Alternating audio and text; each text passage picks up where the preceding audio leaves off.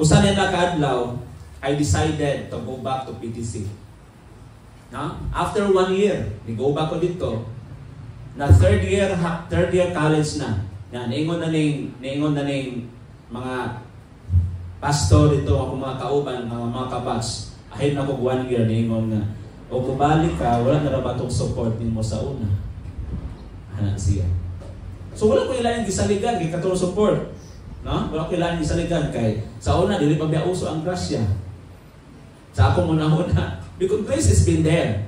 Pero sa akong nurture, sa ako ang una-una, sa ako ang intellect, wala ko kabalo unsay meaning sa grace, sa grasya. So, muna to make the story short, naikos kong kaugalingon, may mag-support man o mawala, I will continue to study the Word of God. Muna akong yun una, na may suporta magsawala, I can make it by the grace of God. So, dito, another struggle tungod kay katong mga gift na gihatag sa Ginoo nako previously, nag-struggle ko balik adto. Labi na tong presence of God, try na kayo ko nga musimba mo dahil sa Ginoo. Muna akong struggle. But later on, God is good. Ibalik sa Ginoo katong tanan. Muna nga, isip pagsalig o pagpadayon, connected ni sa tuang lesson karon o lesson ka sa ato ang mensahe karon kay ngano unsay mudagat kanato mga igsoon we can able to worship God. Ngay one time nagpadayon ko lapat na human nibalik ko eskwela after a semester namatay ang ako ang igsoon nga tuwa sa Manila nya anang panahon na anang buntag pa yung ipabalong niya ng alas 12 o niya pagkaugma, ako pag yung dalas mo ni devotion. So kung ikaw, pangutanon, naa kay struggles kinabuhi, naa kay problema, wa kay support, namatyan ka, umalis kinabuhi, makabarog pa ba ka para sa Ginoo? Makasimpa pa ba ka para sa Ginoo? Ipadayon ba nimo ang imuhang pagtuo diya sa Ginoo? Bisan nag-struggle na ka, bisan di ka ka-concentrate? Makapadayon ba ka? Ngunit ako kayong pangutana. So karon mga igsoon, gibasa nato dinhi ang atong tema na importante kayo ni gitawag exaltation and worship. Nanong importante ni siya kaayo gawas na gitudlo ni sa Ginoo para nga ang mga anak sa Dios kaning gitawag og exaltation and worship mao ra gyud kini siya mga igsoon ang bansag sa usa ka tawo nga adunay dako og tinuod nga relasyon sa Dios. Dako o tinuod nga relasyon sa Ginoo. Ang tanan na ay relasyon, pero ang pangutana, unsa ka dako ng imong relasyon? Unsa ka kasuot sa Dios? Unsa ang imong level of intimacy sa Ginoo mga igsoon? Sa dili pa nato mga igsoon as my introductory word, ato sang nagtaon kining word nga exaltation. Kaning word nga exaltation nagpasabot kini usa kini siya ka espirituhanon nga pag kinabuhi sa usa ka tawo, aron nga imong i-lift up, imong ibayaw ang Dios. Ibayaw. Munang kanta ganiha, exalted Him higher and higher. Nanong gi-repeat man ang word nga higher, higher. Unsay purpose sa writer of the song? Nanong iyang gi-repeat ang word nga higher? Because higher is not enough. Dili lamang diha na higher na na. We will not be contented. Dili ta dapat na kontento sa atong worship. Kaya kanang elevated ta. So kinahanglan yun nga ato pag yung patasan. Munang pila ka bisis gisulti ang exalted higher and higher and higher. Pila ka balik-balik na siya.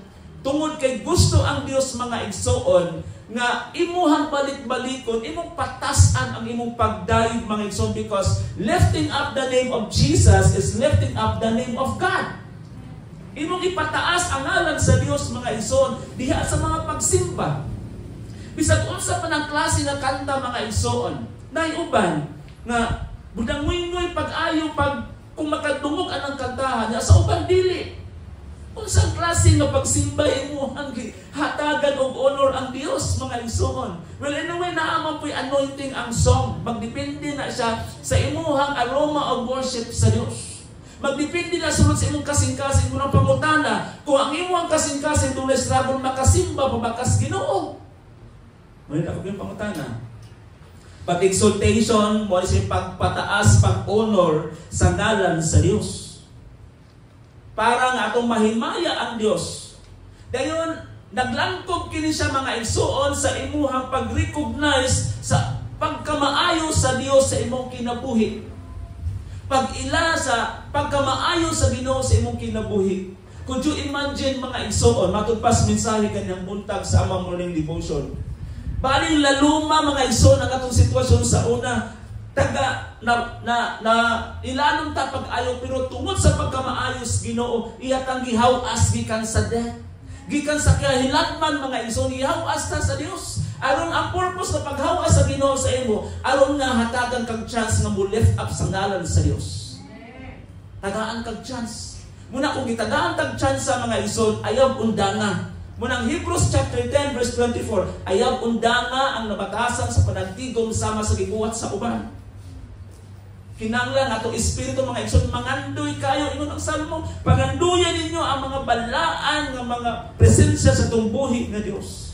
Gawas nga atong gi-recognize, gi-acknowledge ang pagkamaayo, ang pagkadako sa atong Dios. Atong gi-respond. Ditubag ta sa iyahang sa iyang dakong gugma sa atong makinabuhi. Muna nga na-wait ba? Na-kabug-aton ang pagsulti nimo nga, I love you Lord. Goodness of God. Nga naman, imong gi-lift up higher and higher ang ngalan sa atong buhing Dios. Kaning worship mga igsoon, mingon sila, everything you do, bisan unsa imong buhaton, manglaba ka diha, manilhig ka diha, buhata ka na sama sa imong pagsimba, pagdaig sa Dios. Bisan unsa ka gamay nga walay pagpagulbol, Colossians chapter 3, ingon siya nito nga, bisan unsa imong buhaton, buhata sa ngalan sa Dios. Kaya nga naman, di ka batiyon o kakapoy mga igsoon. Although na ata in flesh, we can feel tired, but it is not our expression to stop. Amen? We have burden sa atong mga kasing-kasing natin ka mga kabug-ato sa atong kasing-kasing, pero diha ra tama na ay limitasyon. Wala nagpasabot nga mo give up na ta. Amen? Wala nagpasabot mga igsoon, share once another's burden. Share once another burden. Kaya nga naman, once imong i-share na something na nawala, na release nimo mga igsoon. Na na-release imong kinabuhi, kung imo na siyang iluom, mga igsoon, mo na hinungdan, Satan is so cruel.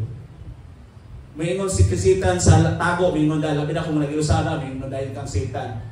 Paghikog na, sa kung may kapuslanan sa imong kinabuhi. Wala na kasuporta, palayo pa ka. Ha? Usan na lang katuig, o, di ba? Daghang kayo mo, rimas imong unahuna nga dili nagikan sa Dios mga igsoon. But we will always be connected to God in responding the love of Christ by His grace. That is one of processing your life. Giproseso tas Ginoo mga igsoon. Giumot na before ta mahimo nga pan. Before ta mahimong bread mga igsoon, daghang kay proseso mga igsoon. Ang butterfly, before siya nahimong maayo or nindot beautiful butterfly, niagi siya caterpillar. Diba? Giporma siya. Kitantanan mga igsoon, nagtuta nga kitantanan giporma sa Dios. Pormahon ta sa Ginoo aron mainla ka nga ikaw proud sa imuha ang Ginoo to honor and to respond His grace. Mo na ang worship. Nang i-connect nato ni siya mga igsoon, and interconnect nato ni exaltation and worship is so powerful. Doon natin tulog ang mga butang mga igsoon natong iskutan. Naroon tayo 8 ka book slides. Nakuhaan na pila to ang scripture reading. Upat na lang. So gamay na kayo, no? Gamay na kayo. Atong iskutan mga igsoon, nganong si Jesus gihatagan siya ngalan sa tanang mga ngalan. Nganong si Jesus nahimo siyang naasa tuo sa Dios nga Amahan. Nganong naabot ni Jesus na status sa iyang pagkasiya. Nganong naabot ni sa iyang pagka-Ginoo, nang naghimo siyang Ginoo. Tungod ba kay deserve niya? Na? Tungod ba kay ang iyang mga kinaiya mauni? So let us always speak the truth pinaagi sa pulong sa Ginoo. Kung ano mo pamanandungan gikan sa bersikulo 6 hangtod sa bersikulo 8, muna giskutan mga igsoon ni Apostol Pablo kaning gitawag pagpaubos ni Jesus Christ. The humility of Christ. Kung atong basahon sa verse 6, nantaw na itong verse 6. Bisan siya Dios, wala siya mamugos nga magpabiling tupong sa Dios. Muli gitawag nato sa term nga subservient. No? Subservient. That means nga dili siya tupong sa Dios, bisan gitawag siya Dios, pero wala siya nagpabiling tupong sa Dios. Wala niya giangkon nga siya Dios. Doon na ba'y panid sa Biblia na si Jesus Christ ni angkon nga siya Dios? Never. Because ay ang character kaning gitawag nato humility. No? Ang humility mga igsoon, niingon dito, wala siya nagpapiling tupong sa Dios. Then, hinuon sa iyang kaugalingong kabubuton. Ano ha? O sa iyang desire, yung iyang will, gibiyaan niya kining iyang katungod o nahimong usa ka ulipon. So, will ni Jesus Christ nga muari diri sa kalibutan, iyang biyahan ang trono niya dito sa langit aron nga iyahang masinati mga igsoon ang imong ug akong mga pag-antos. Muna, natawo siya sama sa kasagarang tao. Di ba? Nagsaulog ta o pagkamatay, crucifixion. Nakita nato dito mga igsoon ang gulagway, ang istorya sa kinabuhi ni Kristo. Bisan tuon mga igsoon, gipanamastamasan siya pero wala siya ni iskapo. Kaning word nga pagpadayon mo iyahang gi-retain sa iyang hunahuna. Until he reached dito na at the end when he was crucified on the cross. Dito na niya mga igsoon, natao siya sama sa kasagarang tao. Verse 8. Nagpaubos siya o nagmasinugtanon hangtod sa kamatayon. Take note, hangtod sa kamatayon. So kini atong mga pag-antos, dili ta mamatay ani. Amen. Makaingon ba tag amen? Kana mga pag-antos nato din sa kalibutan, dili na may itong kamatyan. Nga naman, naapay paglaom. Samtang buhi pataning kalibutan na, adunay paglaom. Ang importante lang, na kanang atong kalag, siguradong atog langit. Mo'ni purpose na musimbatas Ginoo. Mo'ni purpose bisa nagkalisod-lisod ta, kanang atong pag-struggle mga igsoon, na nato dapat himuong kapital. Kaya nga naman, moora na unyay hinungdan nga mubira ka nato mga igsoon palayo sa Ginoo. Kaya usahay ra ba? Bisa ba ko isimpa? Nagtuo ra magyapon ko sa Ginoo.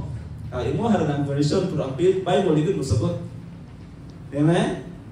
Bisa na ako sa balay, nara magyapon ko sa balay. Bisa na ako sa balay, nagtuo gyapon ko Ginoo. Nanimati ra man ko sa balay ni pastor. Gusto ka na yung microphone?